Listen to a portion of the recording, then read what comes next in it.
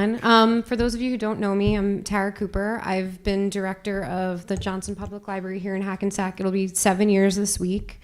And this is the first time I've been asked to present, so I'm really thankful for the opportunity and for being asked. So thank you guys so much for your time. I'm just going to go through a little bit about our facility and some improvements that we're excited to announce today. That actually started today, so this is timely.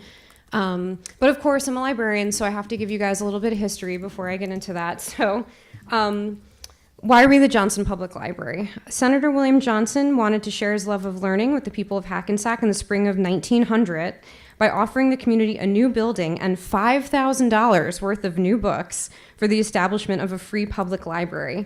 Senator Johnson purchased the property at the corner of Main and Camden Street, extending east to Moore Street, and the site was soon constructed. The library was constructed there. The building was worth $60,000 at the time, and it was made of brown Belleville stone, and the walls were covered with ivy. There's an old postcard picture on the slide there. It has been enlarged since then, but the original structure has never been torn down. Senator Johnson was so devoted to establishing a public library for the town of Hackensack that as part of the deed giving the property to the Library of Trustees, Senator Johnson included the provision that the property would revert to the trustees of Princeton University if the property ceased to be used as a free public library. He was really serious about it staying a library, pretty much. And then in November of 1902, the Children's Room, which is now the administrative office, if you've been in the library, opened for use. We were one of the first public libraries to have a separate room just for children.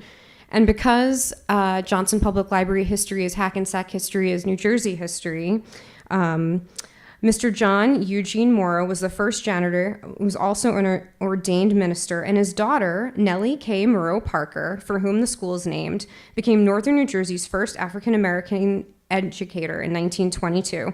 His eldest son, Eugene, was the second African-American to graduate from Hackensack High School in the year 1917. And yet another son, Frederick Morrow, was President Eisenhower's executive assistant, the first African-American in history of the United States to achieve that position. So it all comes around. We're all part of this great story of Hackensack and New Jersey history. In 1967, the library was renovated and expanded to add a huge amount of square footage. You can see the interesting choice that was made in 1967 of the Spanish stucco entrance there. The main floor, stacks, and reading room, the children's department, the auditorium, periodicals department, and staff work areas were all part of this renovation addition.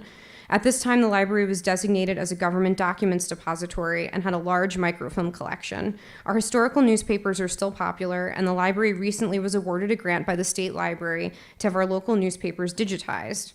However, other than cosmetic updates to the Main Street Plaza and exterior around the year 2000 and a few changes to carpet, paint, and furniture, the library remains basically in the same state as it did when this addition was added 6 decades ago.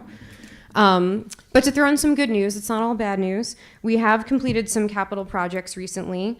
A previously underutilized stack room was turned into our beautiful gallery in 2021, mostly due to the hard work of our staff, and we did get some new flooring in there.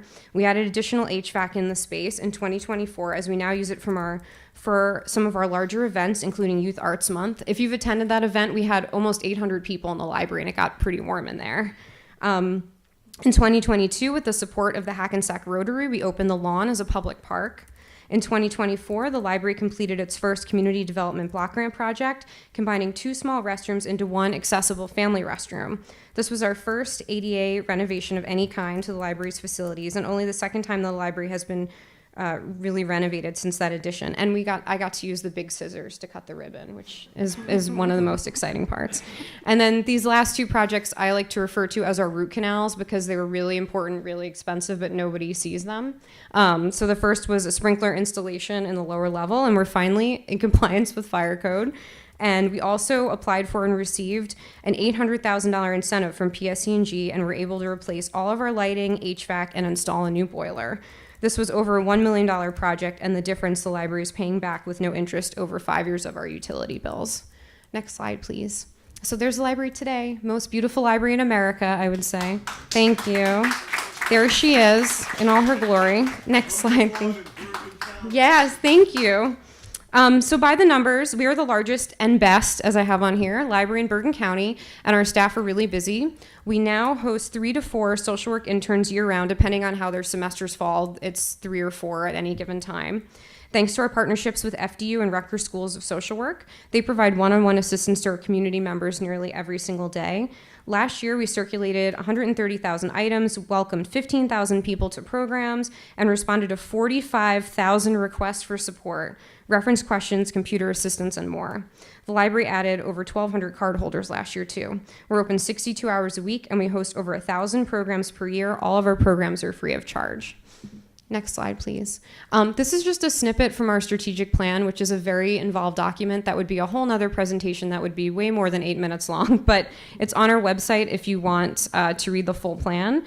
But the reason I'm showing you this slide is because one of the key components to it was that we have a welcoming space for the community, and that's what I'm about to talk about a little more. Next slide, please. So we do have a planned renovation that actually started today. The renovation will create a new conference/meeting room that can accommodate up to 25 people and will be available to the public and outside organizations when not being used for library programs. Additionally, 3 quiet study rooms can be used for Zoom meetings, telehealth, virtual court, confidential sessions with our social work interns, job interviews, and of course also for studying. It will be added along with the lobby area directly adjacent to our new teen space. The teen space itself will be just under 1,200 square feet and contain computers, collections, and seating area just for teens. The staff space will also be updated to include an egress corridor for fire and general safety, new flooring, walls, and paint. Public bidding took place, and the lowest responsible bidder was H&M Company LLC. Their winning bid of $769,000 was higher than we expected, but it did include the cost to remove a large amount of asbestos tile. Thank you, 1967. That abatement started today. This figure does not include the furniture and technology necessary to get the space ready for public use, which we estimate will be approximately $150,000 additional dollars. Thankfully, this work will only necessitate a short closure during asbestos abatement, which is what started this morning, and demolition. We hope to stay open throughout most of the project and operate with almost all of our services available. Work should be completed around February or March of 2026. This project is being funded by a charitable gift as well as library reserve funds. I do just want to mention something that's not on a slide. So, I'm sorry, Frank, you can go to the next one. Thank you. First of all, gaze upon the time capsule that is the lower level. It is very 1960s down there, or was anyway, until we cleared it all out. Also, those desks, I'm pretty sure, are lead lined. If there was a nuclear war, you could just climb inside there and you'd be safe. The general recommendation for public libraries is that you have half a square foot to a full square foot per capita. So our building is approximately 44,000 square feet, which should serve a population between 44,000 and 88,000. So our building is a good size. It's just that libraries are used very differently than they were in the 60s, and we weren't using the space well. So we really looked inside our walls at what we have to see what we could improve upon. We know the building's not magically going to grow, so we really wanted to work with the space that we had and make it usable. So the area that the renovation is taking place in is our lower level, which was that government documents depository that I mentioned earlier. Most of those documents have been digitized. The rest have been decommissioned and sent to various centers throughout the state. There's one in Trenton, there's one in Newark. We are maintaining our microfilm collection and our historical newspapers because we get people from all over the country coming to do genealogy research. Either way, this is what the area looked like before. So you'll see the periodicals area. There was no real separation between public and staff space. There's that little red rope that we put up, but that's pretty much it. And the staff workroom is a security nightmare, frankly. It was one large open space. There's really no egress corridor. You could accidentally walk into someone's office space. There's no delineation between public and staff space there. And also it's just really old. It just hasn't been renovated since it was installed in '67. Next slide, please.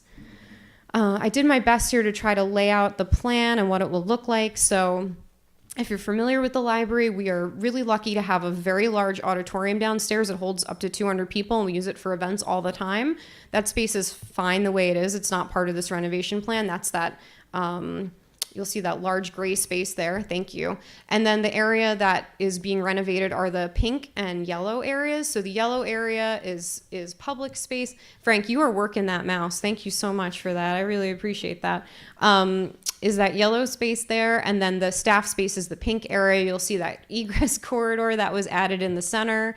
We were able to squeeze in 3 study rooms. We get requests for study rooms all the time. It's kind of just what's expected in a modern public library. And the thing we're most excited about is the teen space. It's come up over and over again in strategic planning processes that we really needed an area for them to go. We're really close to the middle school. The Y isn't in town anymore, and we're just a great destination for kids after school. Currently, our teen collection is in a corner of the main floor, so they're right next to the reference computers. So you have adults trying to like apply for jobs and work, and then you have 8th graders yelling 6, 7 or whatever at them and playing Roblox and stuff. So they really need their own space where they can study and just be kids, and the lower level is the perfect spot, and this will be a good amount of square footage for them. Next slide, please. I tried to overlay the really sad pictures of the lower level just so you can get an idea of where these spaces are on this map here. Next slide. And then this is a rendering of the full space. It's really exciting. So you'll see that conference room.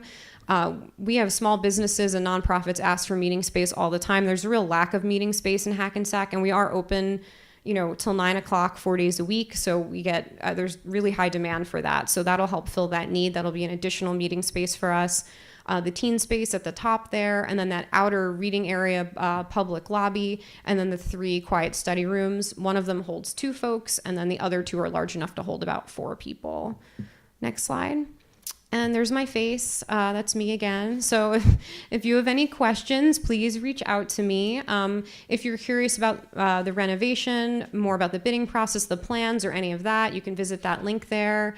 Also, if you just go to our general website, there's a clickable banner at the top about the renovation. And if you'd like to read more about the strategic plan, you can do that on our website too, under Board of Trustees. Any questions? Really? That was so easy, guys. Thank you so much for having me. We're really excited to give Hackensack the library that it deserves, and we hope that this renovation will carry us into the next 60 years. So we really appreciate the support. Thank you, Tara. Thank you.